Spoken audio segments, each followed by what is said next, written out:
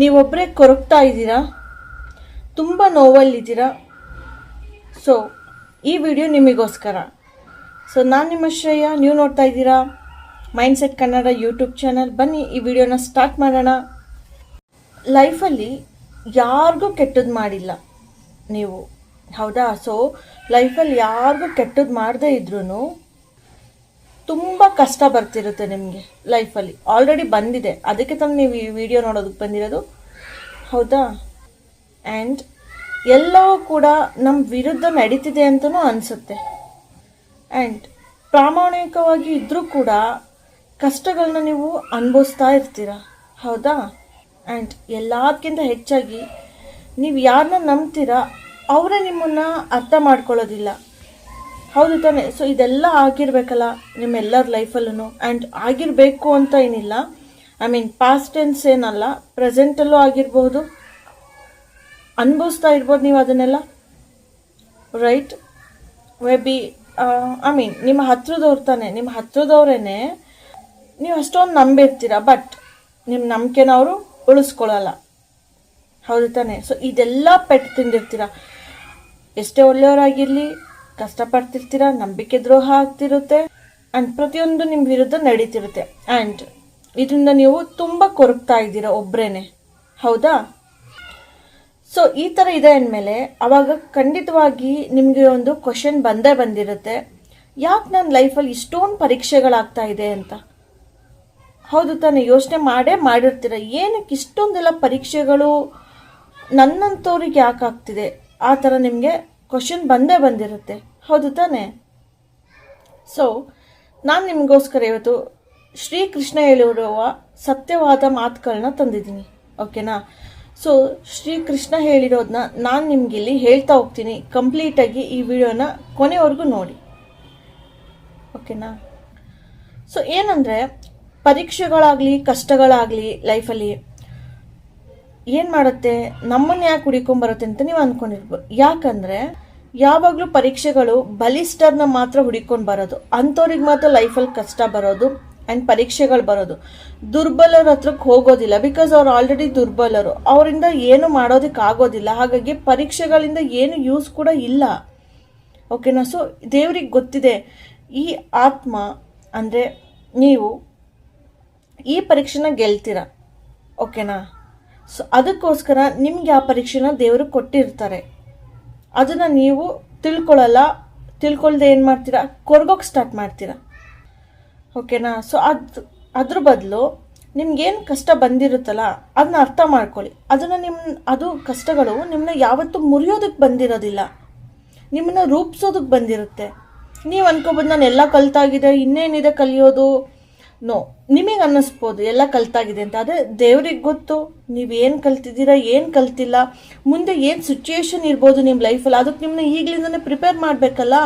ನೀವು ಆ ಸಿಚುಯೇಷನ್ನ ರೀಚ್ ಆದಮೇಲೆ ಸಡನ್ನಾಗಿ ನೀವು ಬ್ರೇಕ್ ಡೌನ್ ಆಗಬಾರ್ದು, ಹೌದು ತಾನೆ? ಸೊ ಅದಕ್ಕೆ ಇವಾಗಲಿಂದನೇ ಇಂತಹ ಪರೀಕ್ಷೆಗಳನ್ನ ಕಷ್ಟಗಳನ್ನ ಕೊಟ್ಟು ನಿಮ್ಮನ್ನು ದೇವರು ಕಾಪಾಡ್ತಿರ್ತಾನೆ, ನಿಮ್ಮನ್ನ ರೆಡಿ ಮಾಡ್ತಿರ್ತಾನೆ, ಆ್ಯಂಡ್ ನಿಮ್ಮನ್ನ ರೂಪಿಸ್ತಿರ್ತಾರೆ ಮುಂದಿನ ಆ ಸಮಯಕ್ಕೋಸ್ಕರ. ಅರ್ಥ ಆಗ್ತಿದೆಯಾ? ಹೇಗಪ್ಪ ಅಂದರೆ ಒಂದು ಎಕ್ಸಾಂಪಲ್ ಕೊಡ್ತೀನಿ. ಈಗ ಗೋಲ್ಡ್ನ ಬೆಂಕಿಗೆ ಹಾಕಿದ್ರೆ ಏನಾಗುತ್ತೆ, ಕರ್ಗೋಗ್ಬಿಡುತ್ತಾ? ಇಲ್ಲ ತಾನೆ? ಏನಾಗುತ್ತೆ, ಶುದ್ಧ ಆಗ್ತಾ ಹೋಗುತ್ತದು. ಸೊ ಅದೇ ರೀತಿ ನೀವು ಕೂಡ ನಿಮ್ಮ ಲೈಫಲ್ಲೂ ಕೂಡ ಬೆಂಕಿ ಅನ್ನುವಂಥದ್ದು ಚಿನ್ನಕ್ಕಾದರೆ ಬೆಂಕಿಗೆ ಹೋಲಿಕೆ ಅಂದರೆ ನಿಮ್ಗಾಗ್ತಿರೋ ಕಷ್ಟಗಳು, ಪರೀಕ್ಷೆಗಳು, ರೈಟ್? ನೀವು ಅದರಲ್ಲಿ ನೊಂದು ಬೆಂದು ಮುಂದೆ ಸಾಗಿದಾಗ ನಿಮ್ಮ ಆತ್ಮ ಪರಿಶುದ್ಧವಾಗುತ್ತೆ. ನೀವು ಆ್ಯಸ್ ಎ ಪರ್ಸನ್ ತುಂಬ ಪ್ರಕಾಶಮಾನವಾಗ್ತೀರ. ಅಂದರೆ ನಿಮ್ಮ ಲೈಫಲ್ಲಿ ಬಂದಿರೋ ಪ್ರತಿಯೊಬ್ಬರು ನೀವು ಅಟ್ರಾಕ್ಟ್ ಮಾಡ್ತಾ ಹೋಗ್ತೀರಾ. ಅಷ್ಟೊಂದು ಪಾಸಿಟಿವಿಟಿ ನಿಮ್ಮಲ್ಲಿರುತ್ತೆ, ಅಷ್ಟೊಂದು ಪಾಠಗಳನ್ನ ನೀವು ಕಲ್ತಿರ್ತೀರ.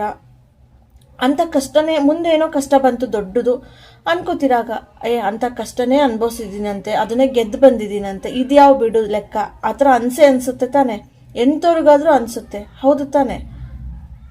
ನಿಮ್ಮ ಪಾಸ್ಟ್ ಎಕ್ಸ್ಪೀರಿಯನ್ಸಸ್ಗಳು ನಿಮ್ಮ ಫ್ಯೂಚರಿಗೆ ಹೆಲ್ಪ್ ಆಗೇ ಆಗುತ್ತೆ. ನೀವು ಅದನ್ನು ಸರಿಯಾಗಿ ಅರ್ಥ ಮಾಡ್ಕೋಬೇಕಷ್ಟೇ. ಆ್ಯಂಡ್ ಆಲ್ರೆಡಿ ತುಂಬ ಜನ ಕಷ್ಟಗಳು ಒಂದು ಕಡೆ ಆದರೆ ಇನ್ನೊಂದು ಕಡೆ ಏನು, ನಾನು ಅದನ್ನು ಕಳ್ಕೊಂಡೆ, ಇದನ್ನು ಕಳ್ಕೊಂಡೆ, ಇಂಥ ಪರ್ಸನ್ ಇಲ್ಲ ನನ್ನ ಹತ್ರ, ಐ ಮೀನ್ ಇಂಥ ವ್ಯಕ್ತಿ ಇಲ್ಲ ನನ್ನ ಜೊತೆ, ಅವ್ರನ್ನ ನಾನು ಕಳ್ಕೊಬಿಟ್ಟೆ ಆಯಿತಾ. ಸೊ ಈ ಥರ ಪ್ರತಿಯೊಂದೂ ನೀವು ಐ ಮೀನ್ ತುಂಬ ದುಃಖಕ್ಕೆ ಪಡ್ತಿರ್ತೀರ, ಕಳ್ಕೊಂಡೆ ಅಂತ. ಫಸ್ಟ್ ಆಫ್ ಆಲ್ ಕಳ್ಕೊಳ್ಳೋದಕ್ಕೆ ನೀವೇನು ತಂದಿಲ್ಲ ಈ ಭೂಮಿ ಮೇಲೆ, ಎಲ್ಲ ನೀವು ಇಲ್ಲಿಗೆ ಬಂದ ಮೇಲೆ ದೇವ್ರು ಕೊಟ್ಟಿರೋದು. ಆ್ಯಂಡ್ ನೀವು ಇಲ್ಲಿಗೆ ಬರೋಕ್ಕೂ ಕೂಡ ದೇವರೇ ಕಾರಣ, ಹೌದು ತಾನೆ. ಸೊ ಯಾವುದನ್ನು ನೀವು ತಗೊಂಡು ಬಂದಿಲ್ಲ, ಯಾವುದನ್ನು ಕೂಡ ನೀವು ತಗೊಂಡು ಹೋಗೋದಿಲ್ಲ. ದೆನ್ ನೀವು ಕಳ್ಕೊಂಡಿದ್ದು ಏನು ಬಂತು, ನೀವು ಪಡ್ಕೊಂಡಿದ್ದು ಏನು ಬಂತು? ದೇವ್ರು ಕೊಟ್ಟಿದ್ದು ಮಾತು ನಿಮಗೆ, ದೇವ್ರು ಕಿತ್ಕೊಂಡಿದ್ದು ನಿಮಗಲ್ಲ, ನಿಮಗೆ ಒಳ್ಳೇದಲ್ಲ ಅದು ಆ್ಯಕ್ಚುಲಿ. ಸೊ ಯಾವತ್ತೂ ಜೀವನದಲ್ಲಿ ಏನೇನು ಕಳ್ಕೊಂಡಿದ್ದೀರಾ ಅದ್ರ ಬಗ್ಗೆ ದಯವಿಟ್ಟು ಯಾವತ್ತೂ ನೀವು ಥಿಂಕ್ ಮಾಡ್ತಾ ಅಳ್ಳೋದಕ್ಕೆ ಹೋಗಲೇಬೇಡಿ, ಕೊರಗಲೇಬೇಡಿ ಅದ್ರ ಬಗ್ಗೆ, ಓಕೆನಾ. ಯಾಕಂದರೆ ಸರಿಯಾದ ಟೈಮಿಗೆ ಓಕೆ ಕೆಟ್ಟದ್ದೆಲ್ಲ ಲೈಫಿಂದ ಹೋಗೋದು ಕೂಡ ಒಂದು ಬ್ಲೆಸ್ಸಿಂಗ್ಸೇ, ಓಕೆ. ಜೀವನದಲ್ಲಿ ಏನೇನು ಕಳ್ಕೊಂಡಿದ್ದೀರಾ ಅದು ಕೂಡ ಒಂದು ಆಶೀರ್ವಾದ, ಓಕೆನಾ. ಸೊ ಅದು ಕೂಡ ಒಂದು ಆಶೀರ್ವಾದನೇ ನಿಮ್ಮ ಲೈಫಲ್ಲಿ, ಏನೇನು ಕಳ್ಕೊಂಡಿದ್ದೀರಾ ಅದೆಲ್ಲ. ಅರ್ಥ ಆಗ್ತಿದೆಯಾ? ಕಳ್ಕೊಳ್ಳೋದು ಕೂಡ ಆ ದೇವರ ಆಶೀರ್ವಾದನೇ. ನಿಮ್ಮ ಲೈಫಲ್ಲಿ ಯಾವುದು ನಿಮಗೆ ಒಳ್ಳೇದಲ್ಲ ಅದನ್ನು ದೇವರು ನಿಮ್ಮ ಲೈಫಿಂದ ರಿಮೂವ್ ಮಾಡ್ತಾರೆ. ಬಟ್ ನಿಮಗದು ಒಳ್ಳೇದು ಅಂತ ಅಂದ್ಕೊಂಡಿರ್ತಾರೆ. ಬಟ್ ನೀವು ನೋಡಿಲ್ದಿರೋವಂಥ ಎಷ್ಟೋ, ಫಾರ್ ಎಕ್ಸಾಂಪಲ್ ಯಾರೋ ಒಬ್ರು ಇಷ್ಟಪಟ್ಟಿರ್ತೀರ, ಬಟ್ ಅವ್ರು ಬಿಟ್ಟು ಹೋಗ್ತಾರೆ. ಬಟ್ ನಿಮ್ಮ ಪ್ರಕಾರ ಏನೋ ಅವ್ರು ಒಳ್ಳೆಯವರು, ನಾವು ಚೆನ್ನಾಗೇ ಇದ್ದೀವಿ, ದೇವ್ರು ಹಿಂಗೆ ಮಾಡಿಬಿಡ್ತಲ್ಲ. ಬಟ್ ಹಾಗಲ್ಲ, ನೀವು ಕೇಳಿಸ್ಕೊಳ್ದೇ ಇರೋ ಮಾತುಗಳನ್ನ ದೇವ್ರು ಕೇಳಿಸ್ಕೊಂಡಿರುತ್ತೆ. ನಿಮಗೆ ಗೊತ್ತಿಲ್ಲದಿರೋಂತಹ ಕೆಟ್ಟದಾಗಿ ನಿಮ್ಮ ಮೇಲೆ ಅವರು ಪಿತೂರಿ ಏನಾದರೂ ಮಾಡ್ತಿದ್ರೆ ಅದು ದೇವ್ರಿಗೆ ಗೊತ್ತಿರುತ್ತೆ. ಸೊ ಅದು ಯಾವುದು ನಿಮಗೆ ಅಫೆಕ್ಟ್ ಆಗಬಾರ್ದು ಅಂತ ಅವ್ರನ್ನ ನಿಮ್ಮ ಲೈಫಿಂದ ಕಟ್ ಆಫ್ ಮಾಡಿರುತ್ತೆ ದೇವರು. ಸೊ ಕಳ್ಕೊಳ್ಳೋದು ಕೂಡ ಆಶೀರ್ವಾದನೆ ಅನ್ನೋದನ್ನ ಇನ್ಮೇಲೆ ನೀವು ತಲೆಯಲ್ಲಿ ಇಟ್ಕೊಳ್ಳಿ. ಅರ್ಥ ಆಗ್ತಿದೆಯಾ? ಇದು ವ್ಯಕ್ತಿಗೆ ಅಂತಾನೆ ಅಲ್ಲ, ಏನೇ ಆಯಿತು ಲೈಫಲ್ಲಿ ಒಂದು ವಸ್ತುನೇ ಕಳ್ಕೊಳ್ಳಿ, ಸೊ ಪ್ರತಿಯೊಂದು ಕೂಡ ಆ ದೇವರ ಆಶೀರ್ವಾದನೆ, ಗೊತ್ತಾಯ್ತಾ. ಸೊ ಕೆಟ್ಟವರು ಲೈಫಿಂದ ದೂರ ಆದರೆ ತಾನೆ ಅಲ್ಲೊಂದು ಸ್ಪೇಸ್ ಕ್ರಿಯೇಟ್ ಆಗೋದು, ಖಾಲಿ ಜಾಗ ಉಳಿಯೋದು. ಆ ಖಾಲಿ ಜಾಗನ ತುಂಬೋದಕ್ಕೆ ಅವಾಗ ಒಳ್ಳೆಯವ್ರು ಬರೋದಕ್ಕಾಗೋದು ಅದೇ ರೀತಿ ತಾನೆ. ಈಗ ಯಾವುದೊಂದು ಕೆಟ್ಟದ್ದು ತುಂಬ್ಕೊಬಿಟ್ಟಿದೆ ಅಂದರೆ ಹೇಗೆ ಒಳ್ಳೇದು ಬರುತ್ತೆ? ಎಲ್ಲಿದೆ ಜಾಗ? ಸೊ ಕೆಟ್ಟದ್ದೆಲ್ಲ ಹೋಗ್ತಾ ಹೋದರೆ ಒಳ್ಳೇದು ತಾನಾಗೇ ಬರ್ತಾ ಹೋಗುತ್ತೆ. ನಿಮ್ಮಲ್ಲಿ ಜಾಗಗಳು ಜಾಸ್ತಿ ಆಗುತ್ತೆ. ಜಾಗ ಅಂದರೆ ಒಂದು ಇದನ್ಕೊಬಿಡ್ಬೇಡಿ ನೀವು, ಏನೋ ಫಿಸಿಕಲ್ ಜಾಗ ಇರುತ್ತಲ್ಲ ಆ ಥರ ಅಲ್ಲ. ಸೊ ಮನಸ್ಸಿನಲ್ಲಿ ಓಕೆ, ಕೆಟ್ಟದ್ದನ್ನೆಲ್ಲ ನಿಮ್ಮಿಂದ ತೆಗ್ದಾಕ್ದಾಗ ನಿಮ್ಗೆ ಅದ್ರ ಬಗ್ಗೆ ಅರ್ಥ ಆಗುತ್ತೆ, ಎಂಥವ್ರು ಏನೇನಾಯಿತು ಅಂತ. ಸೊ ಆ ನಿಮ್ಮ ಕೆಟ್ಟ ಆಲೋಚನೆಗಳು ದೂರ ಆಗುತ್ತೆ, ಒಳ್ಳೆಯವ್ರು ಬರ್ತಾರೆ. ಅವರು ಕೂಡ ಈ ಥರ ಒಳ್ಳೆಯವ್ರು ಇದ್ದಾರೆ ಲೈಫಲ್ಲಿ, ರೈಟ್.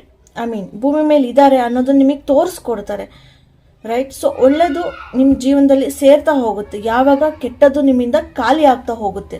ಕೆಟ್ಟದ್ದು ಅಂದರೆ ನಿಮಗೆ ಮಾತ್ರ ಕೆಟ್ಟದ್ದು ಅನ್ಸೋದಲ್ಲ, ದೇವ್ರಿಗೆ ಕೆಟ್ಟದ್ದು ಅನ್ನಿಸ್ಬೇಕು, ಗೊತ್ತಾಯ್ತಾ, ರೈಟ್.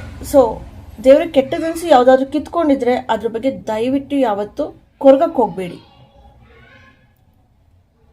ಗೊತ್ತಾಗ್ತಿದೆಯಾ. ಆ್ಯಂಡ್ ನೀವು ಇವಾಗಿರೋ ಪರಿಸ್ಥಿತಿ ಯಾವತ್ತಿಗೂ ಶಾಶ್ವತ ಅಲ್ಲ. ಮೇ ಬಿ ನೀವು ದುಃಖದಲ್ಲೇ ಇರ್ಬೋದು ಅಥವಾ ತುಂಬ ಖುಷಿನಲ್ಲೇ ಇರ್ಬೋದು, ಬಟ್ ಯಾವುದು ಕೂಡ ಶಾಶ್ವತ ಅಲ್ವೇ ಅಲ್ಲ ಅಲ್ವಾ. ನಾನು ದುಃಖ ಮಾತ್ರ ಶಾಶ್ವತ ಅಲ್ಲ ಅಂತಿಲ್ಲ, ಸುಖ ಸಂತೋಷ ಕೂಡ ಯಾವುದು ಕೂಡ ಶಾಶ್ವತ ಅಲ್ಲ. ಪ್ರತಿಯೊಂದು ಬದಲಾಗುತ್ತೆ, ಬದಲಾಗಲೇಬೇಕು. ಯಾಕಂದರೆ ಬದಲಾವಣೆಯೇ ಜೀವನದ ನಿಯಮ ಅಲ್ವಾ, ಜಗದ ನಿಯಮ ಕೂಡ, ಹೌದಾ. ಸೊ ಅದಕ್ಕೆ ಹೇಳ್ತಿರೋದು, ಯಾವುದು ಶಾಶ್ವತ ಅಲ್ಲ. ಟೈಮ್ ತಗೋಬಹುದಷ್ಟೇ, ಆದರೆ ಶಾಶ್ವತವಂತೂ ಯಾವುದೂ ಅಲ್ಲ. ಆ ಟೈಮ್ ಸ್ವಲ್ಪ ಜಾಸ್ತಿ ಆಯಿತು ಅಂದರೆ ನಿಮಗೆ ಇಷ್ಟೊಂದು ಟೈಮ್ ಆಗ್ತಿದೆಯಲ್ಲ, ಇನ್ನೂ ಏನೂ ಒಳ್ಳೇದಾಗಲಿಲ್ವಲ್ಲ ಅಂತ ಅನ್ನಿಸ್ಬೋದು. ಬಟ್ ಅನ್ಕೋಬೇಡಿ ಯಾವತ್ತೂ ಆ ಥರ. ಅದಕ್ಕೆ ಅಂತಲೇ ಒಂದು ಟೈಮ್ ಬರುತ್ತೆ, ಅಲ್ಲಿವರೆಗೂ ನೀವು ತಾಳ್ಮೆಯಿಂದ ಇರಬೇಕಷ್ಟೆ, ಓಕೆ.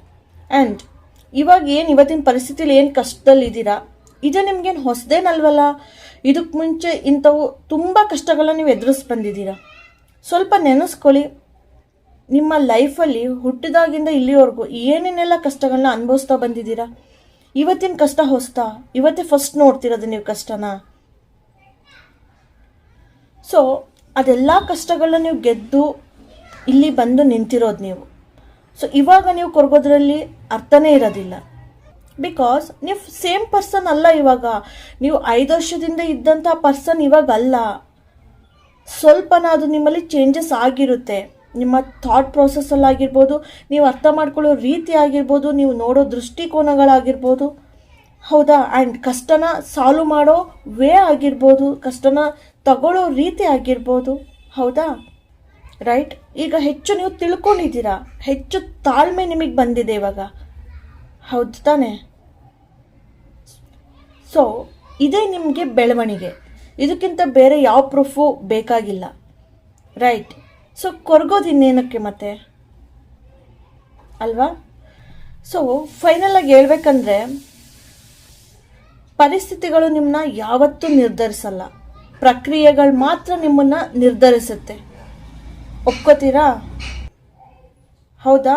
ಬಿಕಾಸ್ ಯಾವುದೇ ಒಂದೇ ಒಂದು ಕಷ್ಟ ಆಗಿರ್ಬೋದು, ಯಾವುದೋ ಒಂದೇ ಒಂದು ಘಟನೆ ಆಗಿರ್ಬೋದು ಪ್ರತಿಯೊಬ್ಬರ ಲೈಫಲ್ಲೂ, ಅಲ್ವಾ? ಸೊ ಅದೇ ಥರ ಕಷ್ಟ ಈಗ ಇಬ್ಬರು ವ್ಯಕ್ತಿಗಳ ಜೀವನದಲ್ಲಿ ಬಂತು ಅಂದರೆ ಇಬ್ಬರ ಜೀವನನೂ ಬದಲಾಯಿಸುತ್ತೆ ಆ ಘಟನೆ, ರೈಟ್? ಕರೆಕ್ಟ್ ತಾನೆ?